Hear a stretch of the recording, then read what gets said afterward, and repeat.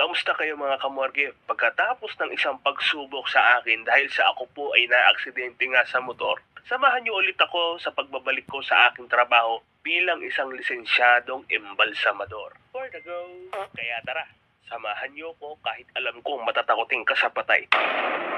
Sa pagbabalik ko sa pagbabalsamo, marami tayong dapat na itama. Isa na dyan ang pagsusuot ng wasto o tamang uniforme. Nice. Ang karaniwan talaga na sinusuot ay ang scrub suit. Yun bang parang pang nurse? Pero ayoko kasi talaga ng ganun. Kaya tinulungan ako ng asawa ko na maghanap ng scrub suit pero yung ibang style naman. At ito nga ang napili ko kung ano yung nakikita niyong suot ko ngayon.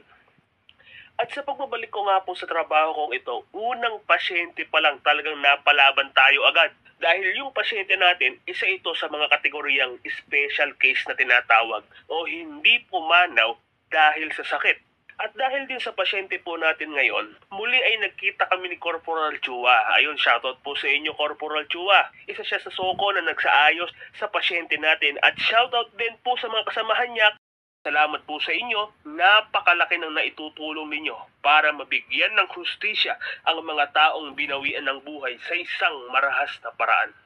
Ayun, balik tayo sa pagiging embalsamador. Para po sa akin, napakasaya ng trabaho pong ito. Hindi masaya dahil sa mayroong pumanawa, masaya kapag naririnig mong mula sa bibig ng mga kamag-anak ng namayapa na naayusan sila sa ginawa nating pagtatrabaho. Pero alam niyo ba mga kamorge, ang trabaho mong ito ay walang pinipiling oras na hindi...